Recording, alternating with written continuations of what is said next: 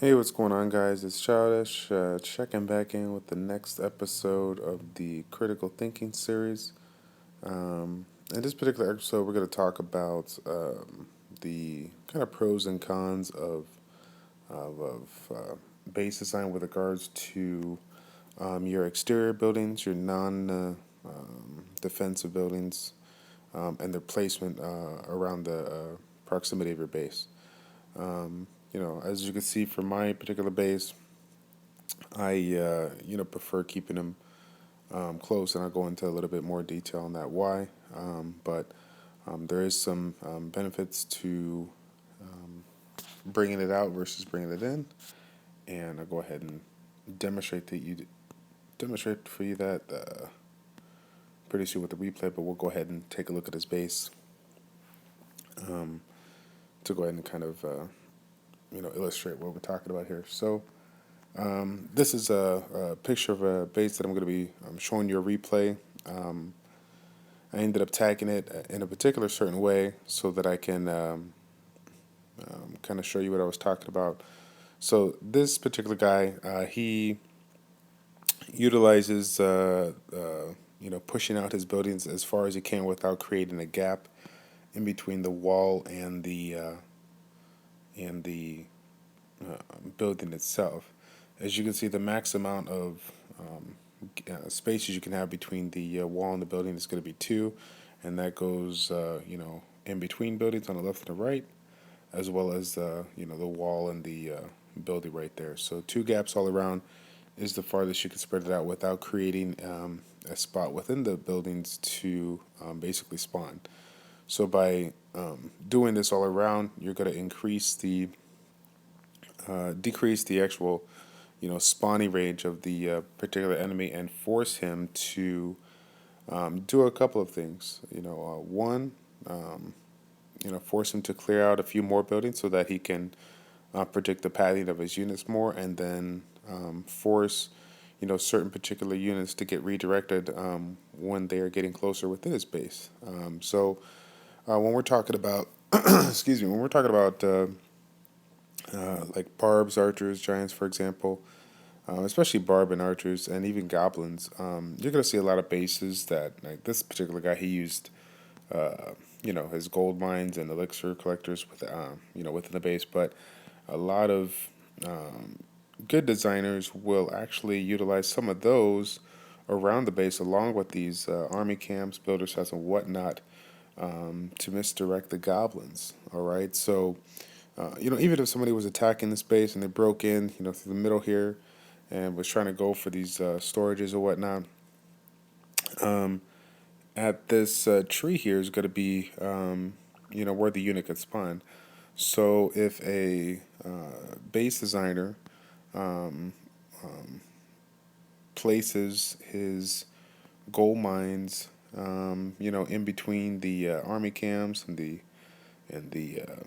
all the other non-defensive structures that are not resources buildings, he will actually give a new target for those goblins, and force them to come around here. And let's say this is a gold collector, something like that. If he was to deploy from here, it's going to be pretty darn close as far as the shortest path to a resource, whether it's here. And let's forget these two gold mines here. Let's just say it's a gold collector, or gold storage. Whether the gold storage is here or here. So like, let's say that he does, the spell factory is in fact closer. So the unit's going to travel around here, and now again he's gonna, from this particular point, he's gonna say, is this gold, storage closer, or let's say one of these two buildings, maybe this building, because every other two is a good number to weave in your collectors or whatnot. So now at this particular point, between this gold collector that you were initially going for, or the gold source that you were initially going for, and let's say this one's a collector, he's going to choose the shortest path to the next available resource. That's going to be here, okay? And then after this one's gone, so on and so forth. If you keep on, spacing out your collectors all the way around your base in between these barracks and other buildings, laboratory, whatever. He's just going to continue to go around and go around and go around till at whatever particular point within one of these buildings, the actual shortest path is going to be, basically going into the wall, going through the base. So, again, by increasing that, pushing out your buildings, increasing the range is definitely going to allow your, particularly units like goblins to get misdirected out and around the base. And like I said in other videos before, if you have an opportunity or have the ability to funnel or misdirect units around the exterior of your base versus the interior of your base, you have created a good base size. So this guy, he has the right idea, but he's not utilizing his collectors to the fullest. And I believe that if he were to mix up a few of those collectors with some of those exterior buildings out there, he definitely could be, he could be successful here. So, without further ado, I'm going to go ahead and show the next half of this little video here with regards to wall breakers, and show you basically kind of what I'm talking about. So, for those that have seen my videos for Tier 1 troop rating, for the most part, I normally, if I'm looking at a base like this, I'm going to be coming in from two particular points.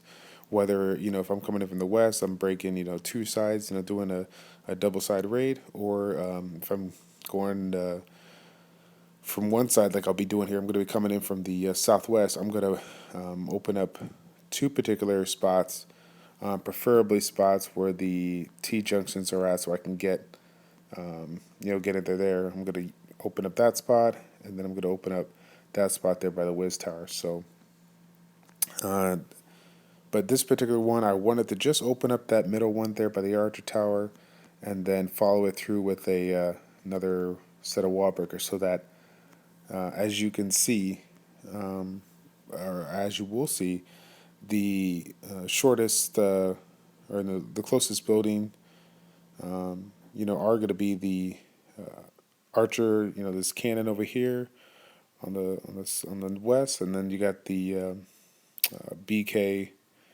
the hero location there on the right. But because the spawn point is pressed out so far, it's going to choose the shortest path to those, and it's going to consider the wall within that path and actually take out the wall. So, without further ado, let's get it going here. Speed it up. Clearing out those exterior buildings because I don't want my units to get funneled around. There goes the two sets of wall breakers coming in. Notice that I wait about a second so that when I throw my next set of wall breakers, they get redirected towards the middle. So everything's good. But as you can see here, the next set of wall breakers went out to the right. And I'm going to throw another set of wall breakers just to test the left side so you can see that. The cannon should be the next available target here, which it is, but because it's such a long distance, it's going to go ahead and funnel around and basically get taken out. So, it could have, like the other one there, notice that it actually tried to go through the walls versus this one here, it tried to go around the walls. What that means to us is for the first deployment, the actual shortest path to the building that isn't, fully enclosed or partially enclosed by walls is going to be through the walls. If he were to try to go around the middle and get funneled around, or get turned and get funneled around to that building, it would have been a lot more tiles or a lot more spacing to that particular spot. Whereas in this side here on the left, when going for that cannon tower, I placed it as a position that wasn't too far away from the original opening and allowed the wall breakers to basically move around it to get to that next junction that I was aiming for. Is that, technically what I wanted to do? I wanted to get to that building? Yes, it is. But because the fact that it had to take an interesting kind of pathing unit that makes it, more time for it to get to wherever the specific spot is, and that gives the defenses more time to take it down. So good job to that guy there for setting up his base as it is. But then again, I kind of when I saw this base and thought about the concept, I was like, oh, this would be a great video. So that being said, the way to exploit that is by what you saw in the first set of wall breakers. If you noticed, instead of setting your first set of wall breakers and wait until it's blown up before setting the new set, you actually send a second set or a second pair of wall breakers, depending on what your level is. Since mine are level 5, I only need 2 wall breakers to break through the wall. Send that second set, immediately after, anywhere from about a second to a second and a half after that first set.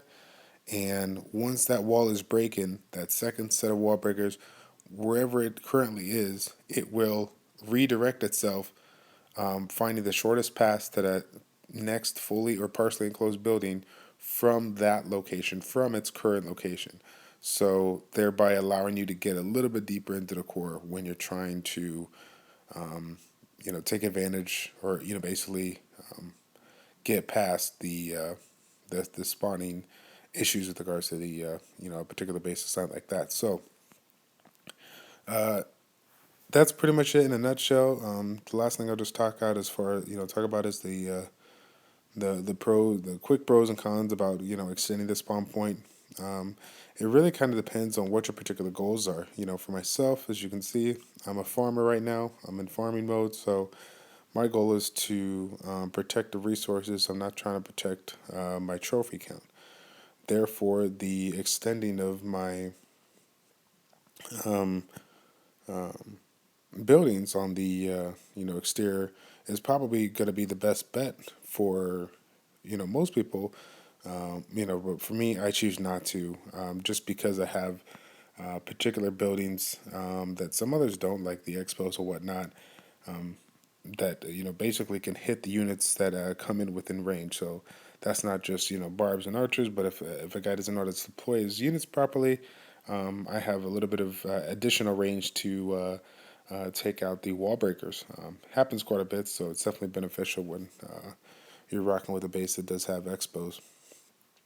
For those that are a little bit lower in level, that are not going to have those long range defensive structures, then yeah, it's probably going to be a little bit more beneficial to extend your buildings out a little bit and create a larger area of being able to not spawn the buildings, so or not spawn your units.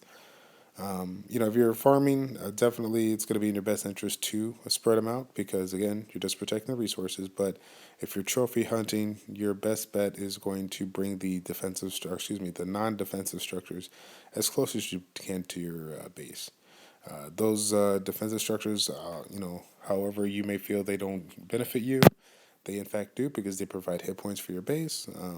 As you note how this gets, the longer that they spend, mowing down those particular defenses or those particular buildings allows your defenses more time to take the actual units down. And the more time those defenses spend on those units allows them to take it down and, basically make your base that much more survivable. So if you were trophy hunting and you expanded all of your buildings, a smart farmer or a smart trophy hunter can essentially get 50 to 20% of your buildings taken out before even attacking the base. So it gives them a little bit better chance of winning the fight and losing trophies.